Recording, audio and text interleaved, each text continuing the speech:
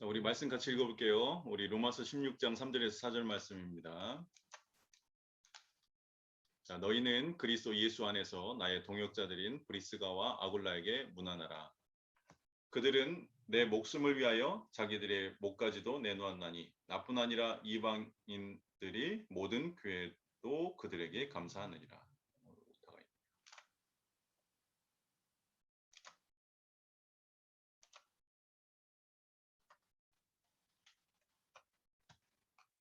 자, 우리 말씀 같이 우리 제목 한번 같이 읽어볼까요? 하나님의 절대 언약 속에 있는 동역자들. 예.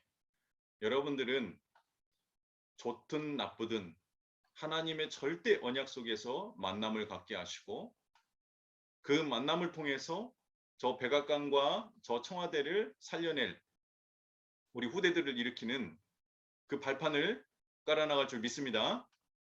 여러분들은 이 시대에 하나님의 절대적인 부르심을 받은 하나님의 사람들이에요. 그래서 여러분들은 염려하실 필요가 없어요. 기도하시면 돼요. 자, 아까 영상 봤죠? 세상은 이미 지배자들이 세상을 운영해 나가고 있어요. 우리는 거기에 떨어지는 콩고물 마저도 회복하지 못하고 있죠.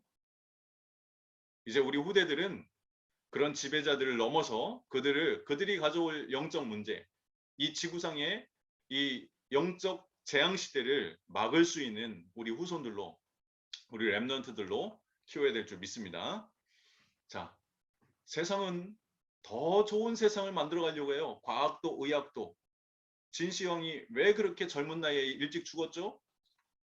그 진시황이 그토록 가지려고 했던 게 뭐였죠? 플루토예요. 네. 인생은 더 많은 걸 소유하려고 하고 더 오래 살고 싶어 해요. 그러나 성경은 이렇게 얘기합니다. 세상의 끝, 재난의 징조는 이제 마지막 말세 지말에 일어날 이 세상의 끝자락에 일어날 일이지만 이 천국 복음이 증거되지 않으면 아직 끝은 아니니까 염려하지 말라는 거예요. 자, 지금 세상이 어떻게 돌아가고 있습니까? 전 세계에 일어나는 일들을 한번 보세요. 여러분들이 세상을 보고 세상 속에서 나를 봐야 여러분들이 얼마나 소중한 존재고 내가 내 힘으로 하면 절대로 넘어설 수 없겠구나. 내 자손도 내 수준만큼 키워서는 절대로 저 세상을 살릴 수 없겠구나. 이 결론을 내게 돼요. 그런데 우물안 나와 내 지역에서만 보면 거기에서 살아남으려 합니다.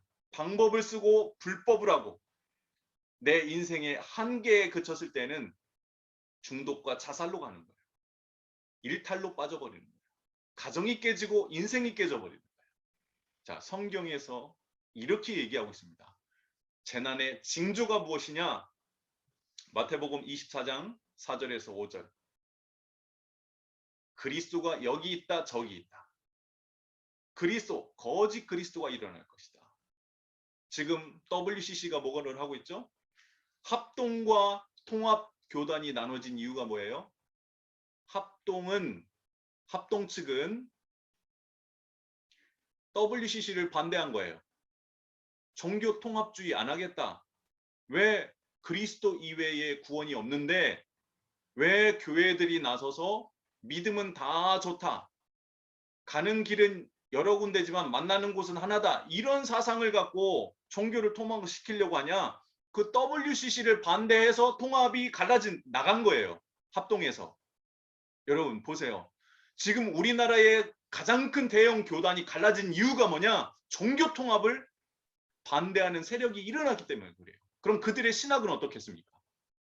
여러분 똑같은 성경을 얘기하고 똑같은 예수를 얘기하는데 그들의 영적 상태는 어떻겠어요? 야, 어떻게 예수만 구원자냐? 열심히 해야지. 봉사도 하고 신념도 갖고 철저히 봉사해야지. 기도 많이 해야지. 불 받아야지. 여러분 그러면 우리는 저 대순진리의 총수보다 못해요. 대순진리의 총수 조카가 예수님 믿게 됐거든요. 천안에서. 제가 그래서 양육을 했어요. 그 친구가 뭐라고 하냐면 자기 그 총수가 고모예요, 고모. 여자분이었대, 여자. 그런데 안진뱅이가 휠체어 타고 왔다가 걸어 나간대요. 여러분, 세상에 수많은 능력을 행하는 사람들이 있습니다. 그들이 행하는 그 능력을 보고 여러분들이 복음을 잊어버리고 여러분들이 확신을 잃어버리면 큰일 나는 겁니다. 종교통합, 이단의 지금 어떻게 신천지 어떻습니까? 여러분, 신천지 무섭습니다. 정말 무섭습니다. 언론도 정치도 건드리질 못해요.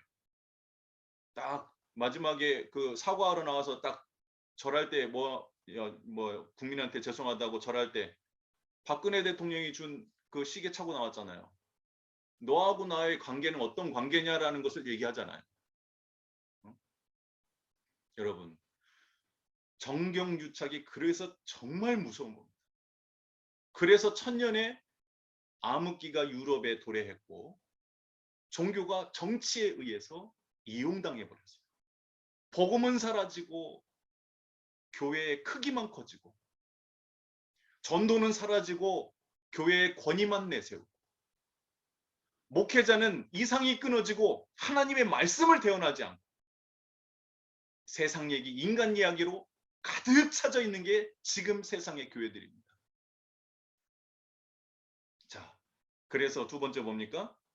국가와 민족의 분쟁과 전쟁이 있을 것이다. 지금 여러분 얼마나 많은 전쟁들이 일어나고 있습니까? 그전에도 그랬지만 계속해서 이 분열과 분쟁은 계속될 것입니다. 그 속에서 우리가 바른 교회를 세우고 바른 선교사, 중직자 선교사들이 나가서 기술과 기업과 그들이 가진 복음 안에서 축복받은 그 모든 것을 통해서 선교하지 않으면 이제는 선교할 수 없는 시대가 와요.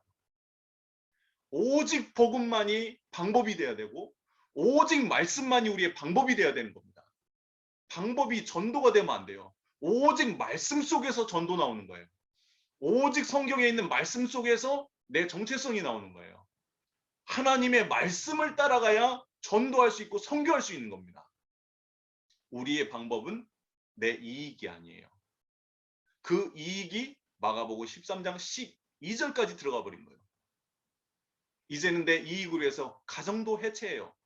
부모가 자식을, 자식이 부모를 팔아먹는 시대가 온다. 사랑이 왜 소멸됐냐? 아유, 나 이제 사람 안 믿어. 양심도 사라지는 시대. 완전 정신병 시대가 도래한 거예요. 그러니까 뭐예요? 범법자가 일어나는 겁니다. 그 사람들은 상처 때문에 자신이 정상인 줄 몰라요. 정상이 아닌 줄을 몰라요. 정신병의 특징이 뭡니까? 나는 아무 이상 없다. 정신병의 특징이 그래요. 여러분, 바른 효자, 효녀는요. 내가 부모님을 섬겨도 항상 부족하다. 내가 불효자다 합니다. 바른 군주는요. 내가 많은 것을 갖고 있지만 우리 백성들을 다스리기엔 너무 역부족이다.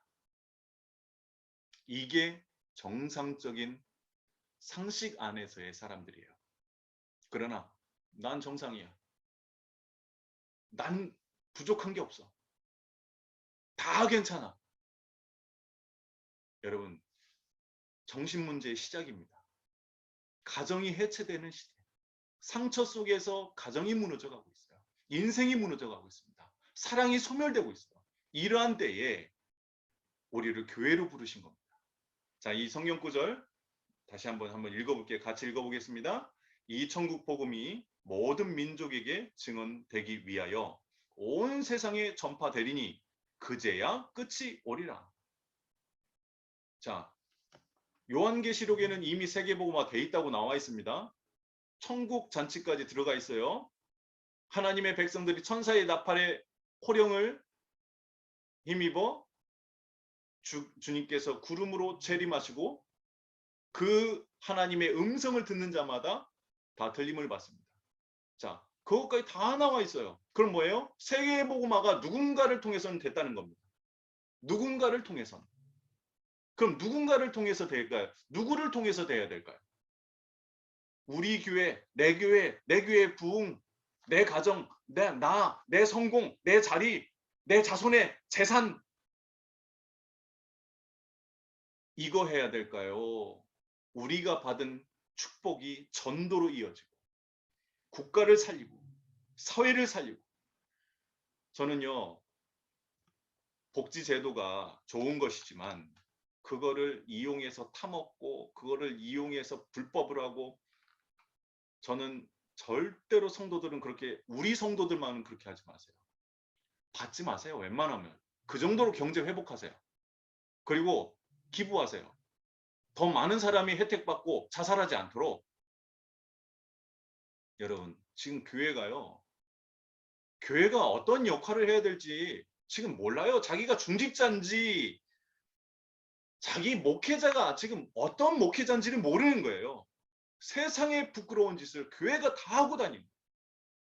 여러분, 절대 꾸어줄지언정 꾸지 않는 축복이 임하길 예수 이름으로 축복합니다. 국가와 사회를 위해서 헌신하세요. 희생하시고 욕하지 마시고요. 자, 본론입니다. 237 나라와 5천 종족, 이것이 하나님의 한입니다. 자, RUTC와 렘넌트, 이것이 플랫폼이에요. 자, 플랫폼이라는 것은, 자, 기차역이 있죠. 그럼 사람들은 다 모여요. 그 플랫폼이에요. 자, 지금 쿠팡 있죠. 유통의 최고의 플랫폼이에요, 지금. 그리고 미국의 아마존 플랫폼입니다. 지금 뭐 지마켓 11번가 인터넷 쇼핑의 플랫폼이에요. 우리 애터미도 있죠? 애터미도 플랫폼이에요.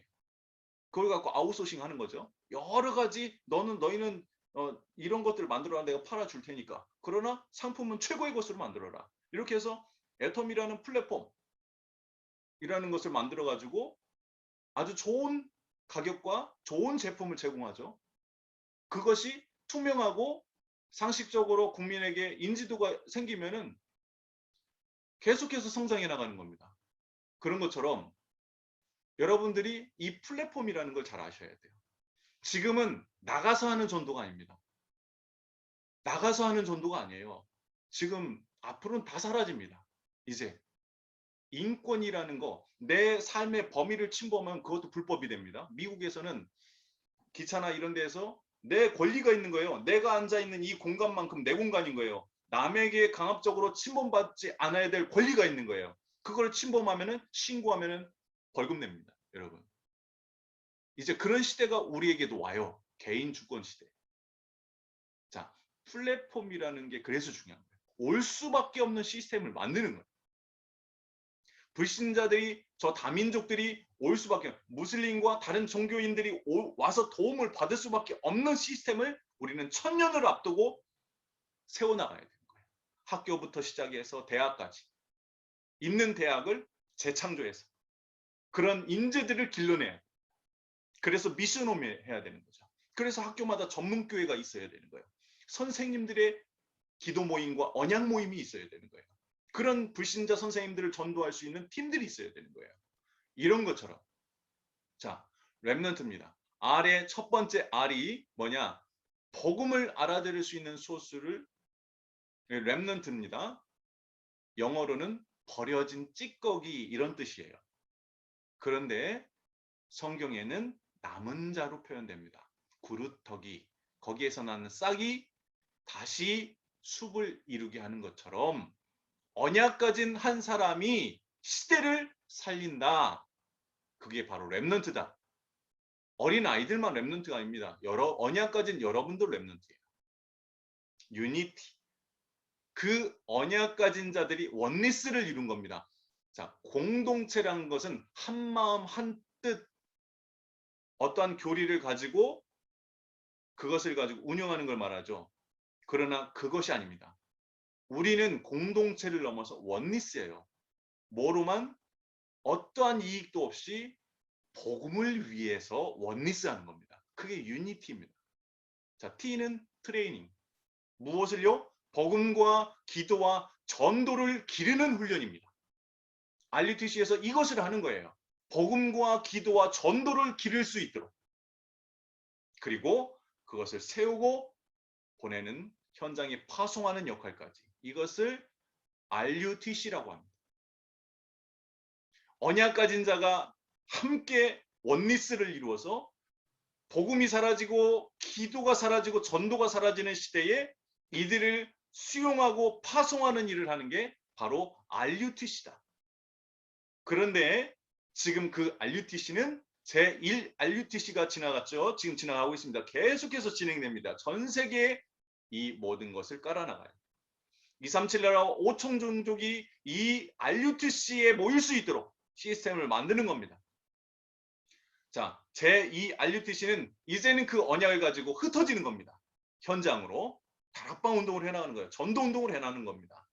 제3 RUTC는 그 있는 현장을 치유하는 겁니다. 무엇으로요? 복음으로요. 어떻게 해요? 각인을 바꿔주는 거예요. 그래서 뭐예요? 서밋들을 세우는 겁니다. 정상들을 세우는 거예요. 영적 지역의 대통령들을 세워나가는 겁니다.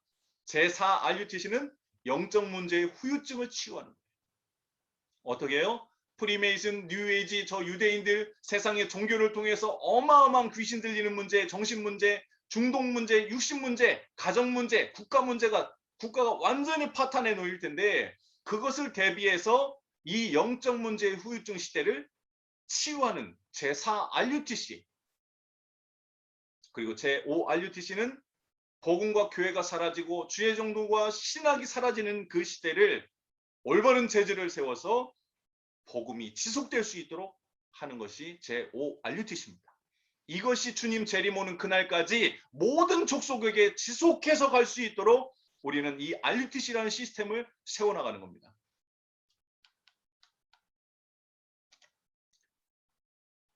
자, 세 번째입니다. 바울의 RUTC 운동을 의 동역자 브리스가. 자, 주 52년경에 로마에서 추방을 당합니다. 52년경에 아우구스토 황제의 칙령에 의해서 로마에 있는 유대인들은 모두 떠나라. 이 갑자기 법령이 바뀌어버려요.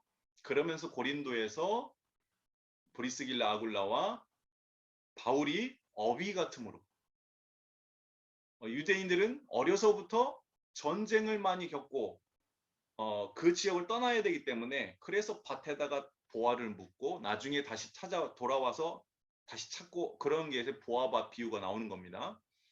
자, 이 유대인들은 어려서부터 배운단 말이에요. 자신이 그런 지역을 벗어나고 자신이 하던 업을 변경해야 될 상황이 왔을 때 그거를 대처할 수 있는 전문성을 어려서부터 기릅니다.